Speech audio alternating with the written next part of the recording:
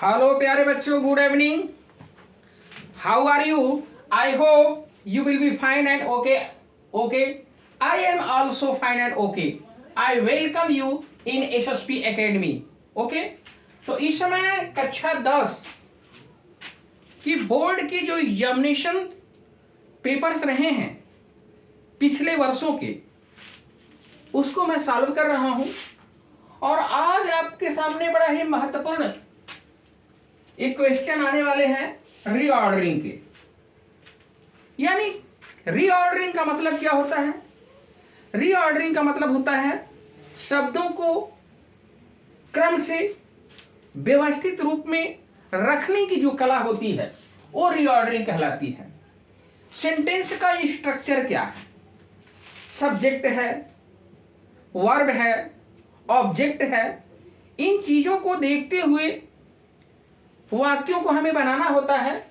Reordering में जो प्रश्न आते हैं उसमें जो शब्द होते हैं वाक्य के, वो उल्टा पुल्टा दिया रहता है, इधर से उधर। तो ये जो क्रम व्यवस्था इसका होता है, क्वेश्चन में जो शब्द होते हैं इधर उधर रहते हैं उसको रीऑर्डर में रखना, उसको एक व्यवस्थित क्रम में रखना जिसका एक सार्थक अर्थ निकले, वो रीऑर्डरिंग कहलाता है। तो रीऑर्डरिंग में सबसे बड़ी जो भूमिका रोल अदा करता है वो हमारा वर्ब से हम सारे सवाल करते हैं। कौन का प्रश्न करते हैं तो कर्ता मिल जाता है, क्या का प्रश्न करते हैं तो ऑब्जेक्ट मिल जाता है। तो ऐसे जो स्ट्रक्चर हमारा बनता है सेंटेंस का, तो सब्जेक्ट है, वर्ब है, ऑब्जेक्ट है। इसी स्ट्रक्चर के थ्रू हम रीऑर्डरिंग को देखने का कार्य करते हैं और बनाने का भी कार्य करते हैं। तो जो रीऑर्डरिंग है ये बच्चे की उस मेंटेलिटी को चेक करता है कि बच्चा सेंटेंस को कितना समझ रहा है, टेंस को कितना जानता है, शब्दों में उसको कितनी महारत हासिल है, क्या उन शब्दों को पहचान पा रहा है, जो शब्द जिस स्थान पे होना चाहिए क्या उस स्थान पर रख पा रहा है कि नहीं रख पा रहा है। इसी बात को ध्यान में रखते हुए रीऑर्डरिंग बोर्ड में दिया जाता है। कक्षा 10 के विद्यार्थी बहुत ध्यान से समझने की कोशिश करें, क्योंकि बोर्ड एग्जामिनेशन एक चैलेंज होता है। आजकल बच्चों को 180 नंबर फ्री में दिया जाता है यूपी बोर्ड में। मैं इसके पक्ष में नहीं हूं, क्योंकि जो श्रम से अंक प्राप्त किया जाता है वही असली पढ़ाई होती है। ये 180 नंबर जो गवर्नमेंट की स्कीम है ये देने की, ये बच्चों को अपंग बना रही है, कमजोर बना रही है। ऐसे ऐसे बच्चे बोर्ड एग्जामिनेशन पास कर जाते हैं जिसको मालूम पड़ता है जैसे कि 7वां आश्चर्य 8वां आश्चर्य हो गया है। तो ऐसे बच्चे पढ़ें, मेहनत करें, जो कमजोर हैं उनको इसलिए प्रेरित किया जाना चाहिए। उनको अनावश्यक परीक्षाओं में अंक दे करके उनके भविष्य को खराब न किया जाए। ये मेरी एक सजेशन है। और यहां पर जो रीऑर्डरिंग है उसको बनाने के लिए आप शब्दों को देखिए। In evening play football we the, ये बोर्ड में प्रश्न आपके सामने आ गया। इसको रीऑर्डरिंग के थ्रू हमें रखना है। तो सबसे पहले हम पहचानने की कोशिश करते हैं कि स्ट्रक्चर, कि हमारा आखिर इन इवनिंग है, शाम में, सभी शब्दों का अर्थ पहले निकाला करो। इन इवनिंग शाम को, प्ले खेलते हैं, फुटबॉल खेलते हैं, वी हम, कौन खेलता है, ये क्रिया आपकी है। इससे प्रश्न करिए कौन खेलता है। तो कौन खेलता है तो आपका आंसर यहां आएगा नंबर 1, जो आपका यहां मैं बनाने जा रहा हूं। नंबर 1 आएगा वी। किससे प्रश्न कर रहे हो? इस क्रिया से। तो क्रिया का दूसरा स्थान होता है, ये आपको पता है। तो वी प्ले, वी प्ले। अब आपके सामने कर्ता भी हो गई और क्रिया भी हो गई। तो क्रिया को पहचानिए, उससे प्रश्न करिए, आपको सारे शब्दों का जवाब मिल जाएगा। तो अब यहां पर आपका जैसे कौन खेलता है, बी। दूसरे नंबर पर हम जिसे प्रश्न करते हैं वो हमारी क्रिया होती है, उसको दूसरा नंबर देते हैं अगर हेल्पिंग वर्ब नहीं है तो। ओके, तो वी प्ले। अब क्या खेलते हैं? ऑब्जेक्ट का पता लगाना है, क्रिया से ऑब्जेक्ट का पता लगाना है, कर्म का पता लगाना है। तो क्रिया में क्या और किसको का प्रश्न करिए। आपको जवाब मिल जाएगा। तो जवाब क्या मिला? फुटबॉल। तो नंबर 1 पर आपका ये हो रहा है, नंबर 2 पे ये हो रहा है, नंबर 3 पे आ रहा है। तो कर्ता क्रिया कर्म का जो स्ट्रक्चर है वो अच्छी तरीके से समझने की कोशिश करिए। तो वी प्ले फुटबॉल, ये फुटबॉल। अब यहां इसी क्रिया से पूछ सकते हैं, वो टाइम पूछ सकते हैं कब खेलता है? इन द इवनिंग, शाम, इन द इवनिंग। ये बन के तैयार हो गया, यानी हम लोग शाम को फुटबॉल खेलते हैं। ये प्रेजेंट इंडेफिनिट टेंस का एक वाक्य बन के तैयार हुआ। ये हमारी हुई reordering.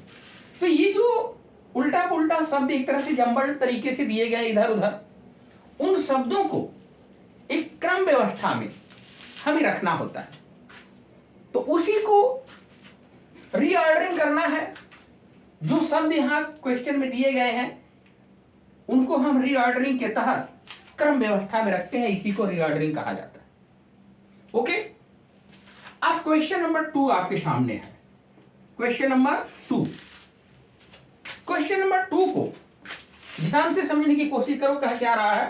Cat upon the jumped table the. अब क्रिया कौन है? जंप, वर्ब सेकेंड फॉर्म में दिखाई दे रहा है। अब इसी से प्रश्न करो आप, कौन कूदा? इसमें कूदने वाली कोई चीज है? क्या है? टेबल कूदेगा क्या? नहीं ना। तो कौन कूदने वाला? एक कैट है। तो अब यहां पर लिखेंगे हम द कैट, द कैट। कौन कूदा भाई? बिल्ली। बिल्ली के साथ देखिए द आर्टिकल अगर आता है, आर्टिकल ए आपका डेफिनेट आर्टिकल दिया गया है द, तो द कैट। दूसरा नंबर किसका आएगा? वर्ब का। वर्ब क्या है? Jump. The cat jumped, jumped हो गया। क्रम से रखो, स्ट्रक्चर समझने की कोशिश करो, क्योंकि जब तक स्ट्रक्चर नहीं समझोगे, ढांचा नहीं समझोगे, फ्रेम नहीं समझोगे, तब तक बिल्कुल समझ नहीं। इसलिए बोर्ड में प्रश्न कैसे करता है ये देखिए। फ्रेम, फ्रेम एक ढांचा, करेक्ट सेंटेंस का एक ढांचा बनाना है आपको, बाय रीऑर्डरिंग के थ्रू बनाना है। The words in the following, उन शब्दों को जो नीचे दिए गए हैं, तो उनको आपको एक सही फ्रेम में क्रम से रखना है। तो द कैट जंप्ड। अब कहां क्या बचा भाई? आपका ये कैट हो गया, द कैट। अब अपॉन द टेबल, यही ना बनेगा, यही बचा आपका, जंप्ड अपॉन द टेबल। अब इस सेंटेंस बन के तैयार हुआ। बिल्ली टेबल पर कूदी या से कूदी, अपॉन द। तो अब यहां पे जो ये बिल्ली के कूदने की बात की गई है, ये सेंटेंस हमारा कहां बन रहा है? Past indefinite. और एक चीज मैं और आपको खास रूप से बता देना चाहता हूं, पास्ट इंडेफिनिट को बहुत ही जबरदस्त तरीके से मेमोरी में कीप करिएगा, क्योंकि पास्ट इंडेफिनिट टेंस बहुत बड़ा रोल अदा करता है। चाहे वो एक्टिव पैसिव बनाना है, चाहे वो नरेशन बनाना है, चाहे ट्रांसलेशन बनाना है। आप ट्रांसलेशन में देखेंगे सबसे ज्यादा पास्ट की स्टोरी आती है, अतीत की कहानियां आती है, और उसमें पास्ट इंडेफिनिट टेंस की का बहुत महत्व बन जाता है। इसलिए पास्ट इंडेफिनिट टेंस कि साधारण वाक्य में वर्ब हमारी सेकेंड फॉर्म में रहती है और डिड लगने पर क्रिया हमारी फर्स्ट फॉर्म में रहती है। इस चीज को आप याद रखिएगा। ओके, तो the cat jump upon the table, ये बन के तैयार हुआ नंबर 2। ओके, तीसरा आपका क्या है? Rahul did not hard work, he failed so. अब यहां पर ये राहुल नॉट डिड दिया गया है। अब याद रखो, पास्ट इंडेफिनिट टेंस में मैंने बताया कि डिड नॉट लगने पर क्रिया फर्स्ट फॉर्म में होती है। अब यहां देखिए, एक तरह से 2 सेंटेंस आए हैं आपके सामने। पहले सेंटेंस को हम कवर करते हैं, उसके बाद दूसरे सेंटेंस की तरफ देखते हैं। राहुल, अब यहां पर हार्ड वर्क, याद रखिएगा, यहां बच्चे थोड़ा गलती करते हैं। हार्ड वर्क और वर्क हार्ड में मतलब नहीं समझ पाते। देखो मैं यहां बता रहा हूं, ये देखिए भाई, हार्ड वर्क, ये क्या है? हार्ड वर्क क्या है? एक नाउन होता है। क्या होता है? नाउन, जिसका मतलब सिर्फ क्या होता है? परिश्रम।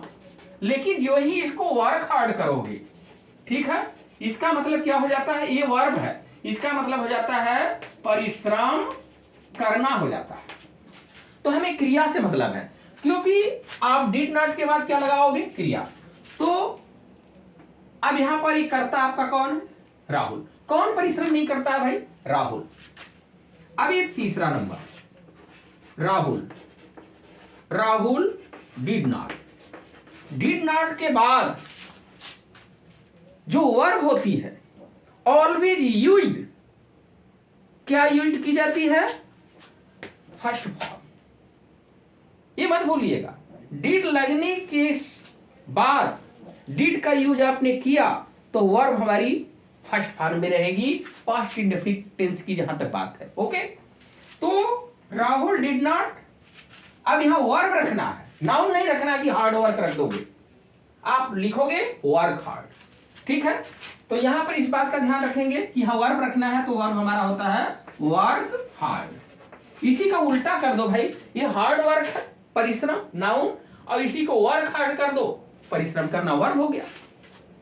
तो हमें वर्ब की जरूरत है, तो Rahul did not work hard. अब Rahul did not work hard, आपका ये जो सेंटेंस आप देख रहे हो, तो कठिन परिश्रम नहीं किया, और जब कठिन परिश्रम नहीं करोगे तो नतीजा क्या निकलेगा, असफल हो जाओगे। इसलिए यहां पर एक आपका कोऑर्डिनेटिंग कंजक्शन आया है सो, तो सो का यूज करेंगे। कंजक्शन क्या करते हैं, दो सेंटेंसेस को ऐड करते हैं। ओके, तो Rahul did not work hard so he failed, इसलिए वह फेल्ड हो गया। ये सेंटेंस बन के तैयार हुआ जिसका एक सार्थक अर्थ निकल रहा है। Rahul did not work hard, Rahul ने कठिन परिश्रम नहीं किया इसलिए वो फेल हो गया। ठीक है, अब आप ये समझने की कोशिश करोगे कि जो सेंटेंस हमारे बन रहे हैं वो टेंस की दृष्टि से जो वाक्य का स्ट्रक्चर है क्या उसके हिसाब से सही आ रहा है कि नहीं। जैसे राहुल हो गया, डिड नॉट जो सहायक क्रिया होती है, तो सहायक क्रिया के बाद मेन वर्ब आती है। ओके, अब इसके बाद क्योंकि यहां सेंटेंस दो दिया गया, सेंटेंस ऐड करना है, तो पहला सेंटेंस यहां खत्म हो रहा है, दूसरा क्या हो रहा है, सो से ही फेल्ड। अब यहां ही छोटे में लिखेंगे, यहां फुल स्टॉप करेंगे। ये हमारी है क्रम व्यवस्था, समझ रहे हैं। अब आप देखेंगे क्वेश्चन नंबर 4 को, किसको देखोगे, क्वेश्चन नंबर 4। ओके, अब क्वेश्चन नंबर 4 में हमें समझना क्या है, क्या समझोगे भाई, कैसे बनाओगे।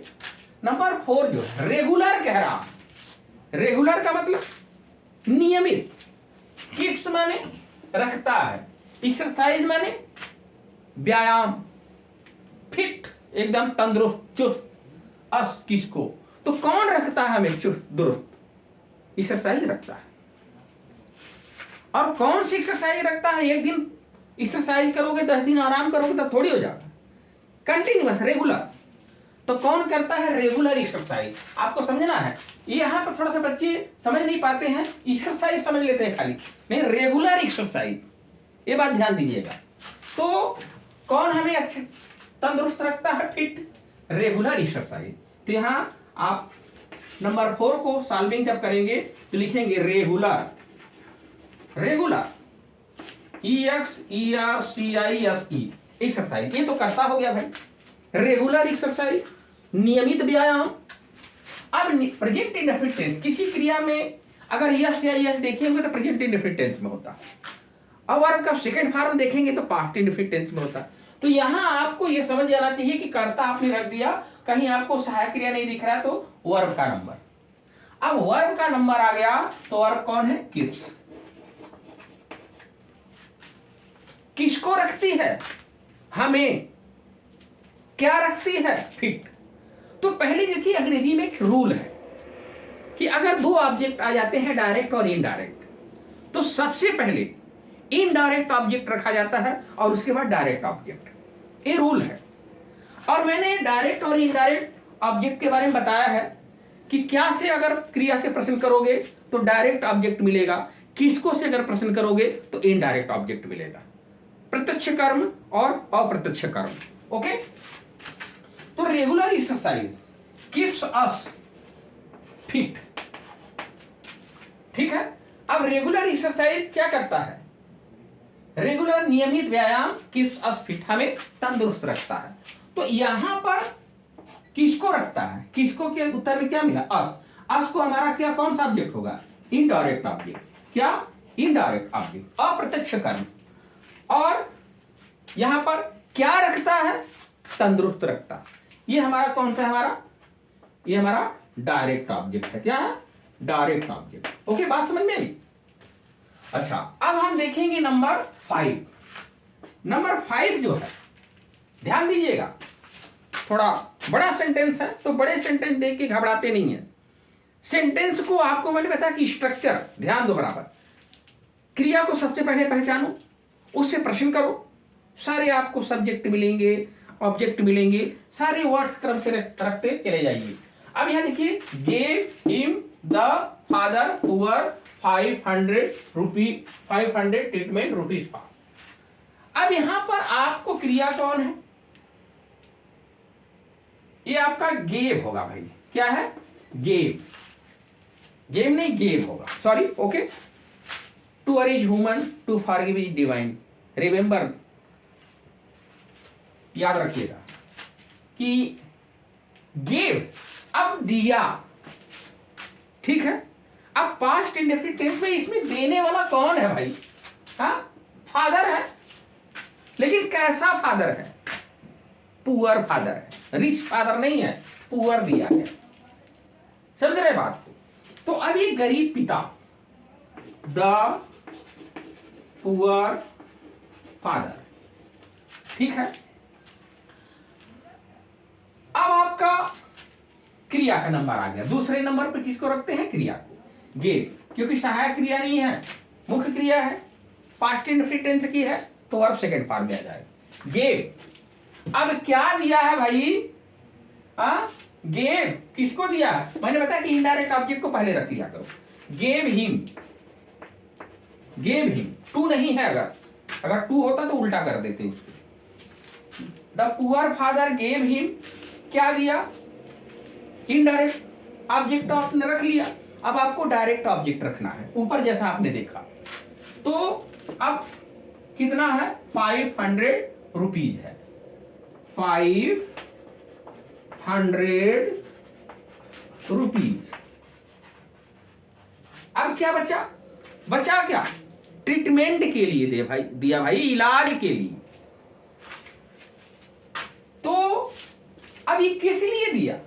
इलाज के लिए। अब क्या हो गया? फॉर ट्रीटमेंट, ये ट्रीटमेंट। ओके, अब बन के सेंटेंस तैयार हुआ पास्ट इंडेफिनिट टेंस का, यानी गरीब पिता ने उसको 500 रुपया इलाज के लिए दिया। ओके, अब इस सेंटेंस हमारा रीऑर्डरिंग में बन के तैयार हुआ। तो इसी फ्रेम को बनाने की बात बोर्ड में आपसे करता है, सवाल करता है, आपसे प्रश्न करता है, आपको चेक करता है कि आप सेंटेंस को कितना समझ रहे हो, उसका भाव कितना समझ रहे हो, आप कितना, आपका ग्रामेटिकल आप कितना स्ट्रांग हो। इसी चीज को चेकअप करने के लिए ये प्रश्न बोर्ड्स में पूछे जाते हैं। ओके, अब आपका जो क्वेश्चन नंबर आता है 6वां, ये जो 6 क्वेश्चन है, मैंने बताया ना कि एक साल बोर्ड में क्या करता है, 7-8 पेपर छपते हैं। तो जो 7 पेपर होते हैं सारे मंडल्स में, इनको घुमा घुमा के अलग अलग दिया जाता है, या जिले में भी इधर उधर हो जाता है। कभी किसी स्कूल पर उसी टाइम पर कोई और पेपर चल रहा है, कोई और पेपर चल रहा है, तो इसी सेट्स को बच्चों से पूछा जाता है। एक टाइप के पेपर नहीं बनाए जाते, 7 मॉडल के 8 मॉडल के पेपर बनाए जाते हैं, उन्हीं पेपर्स में ये पूछे गए हैं, इसीलिए ऑल सेट मैंने लिख दिया यहाँ पर। अब देखिए ये 6वां जो है आपका भाई, ये 6वां जो आपका आया है, गौतम प्रिंस, गौतम बुद्ध, याद रखिएगा, दुनिया को बदल के रख दिया, लॉर्ड बुद्धा, उनको कहा गया गौतम।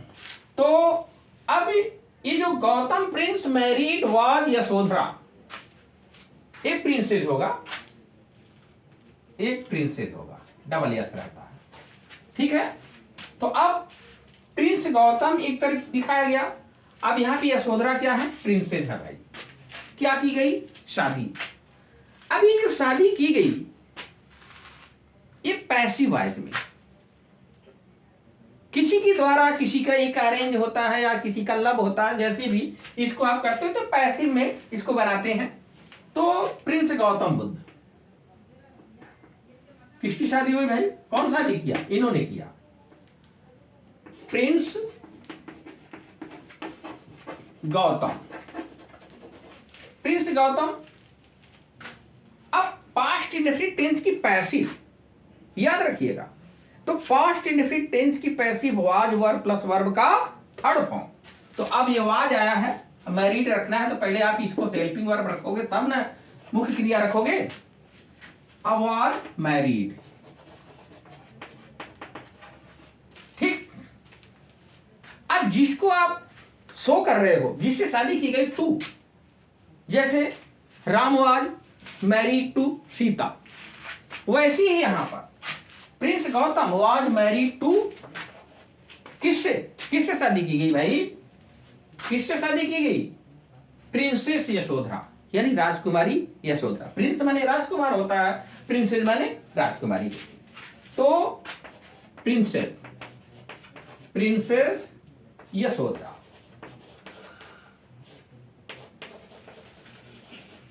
यशोधरा। अब यहां पर आपका फुल स्टॉप। अब यहां मतलब हो गया कि राजकुमार गौतम की शादी राजकुमारी यशोधरा से की गई या कर दी गई। ओके, अब ये सेंटेंस बन के तैयार हुआ पास्ट इंडेफिनिट टेंस का पैसिव। समझ में आई बात।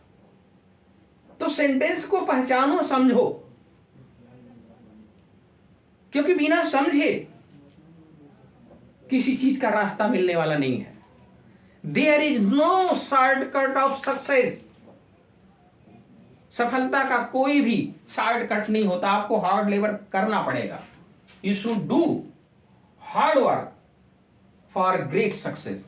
ओके, सातवां आपका क्या है, my great respect dear should for elders have. अब यहां पर माई ग्रेट जो रेस्पेक्ट है, जो आप बहुत बड़ा आदर दिखाते हो, किसके लिए, एल्डर्स के लिए, बड़ों के लिए, टीचर्स के लिए, माँ बाप के लिए, देश के लिए। तो यहां पर यह चीज आपको समझना है कि ये कौन सी ऑक्सिलरी कही जाती है, प्राइमरी की मॉडल, मॉडल ऑक्सिलरी। अब इस मॉडल ऑक्सिलरी को जब यूज करना है तो हमें सबसे पहले पता लगाना है कि आप क्या दिखाना चाहते हो, क्या दिखाना आपको है। तो जो दिखाना है आपको, माई ग्रेट रेस्पेक्ट आप दिखा रहे हो, तो यहां पर आप लिखोगे माई ग्रेट रेस्पेक्ट। अब यहां पे शुड, शुड के साथ हैव का प्रयोग किया गया, यानी रखना चाहिए हमें ये शुड और हैव। समझने की कोशिश करो कि ये जो एक तरह से आपकी हेल्पिंग वर्ब अगर है तो ये मेन वर्ब है, ठीक है। तो शुड हैव, यानी my respect should have for, my great respect should have for elder. थोड़ा सा इस प्रश्न को एक बार और चेक कर लेते हैं, क्या कहीं आपकी मिसिंग तो नहीं की गई है। यहां पर एक शब्द आया होगा, इसमें आपका छूटा है दिया। क्या छूटा है, दिया। एक चीज ध्यान दीजिएगा, और रखने के बाद कभी कभी आपको कंफ्यूजन थोड़ा हो तो रखने के बाद उस शब्दों को देखिए कि ये कहां सही बैठ रहा है। तो आप देखोगे यहां पर कि माई ग्रेट रेस्पेक्ट शुड हैव, यानी मेरा जो बड़ा आदर सम्मान होना चाहिए वो किसके लिए होना चाहिए, अपने एल्डर्स के लिए। तो अब यहां पर आप क्या करोगे, इस एल्डर्स के पहले आप डियर लगाओगे। डियर एल्डर्स, किसके लिए, डियर एल्डर्स, डियर एल्डर्स। समझ में आई बात। तो ये मैंने किया आपको चेक करने के लिए कि क्या उस अपनी की अंग्रेजी को आप बैठा पा रहे हो कि नहीं कर पा रहे हो। तो माई ग्रेट रिस्पेक्ट, मेरा जो एक बड़ा आदर सम्मान शुड है होना चाहिए फॉर एल्डर्स के लिए, यानी इसका मतलब है कि मुझे बड़ों का सम्मान करना चाहिए। ठीक है, तो this is solving of reordering आपका रहा 2020 के ऑल सेट में कक्षा 10 के बच्चों के लिए काफी उपयोगी रहेगा। तो आप पढ़ो, समझो, देखो। तो वीडियो देखने के लिए आपको मैं सजेशन देता हूं कि देखिए, क्रम से देखिए, कमेंट भी करिए, सब्सक्राइब भी करिए, लाइक भी करिए। ठीक है, तो thanks for watching, good luck, bye bye.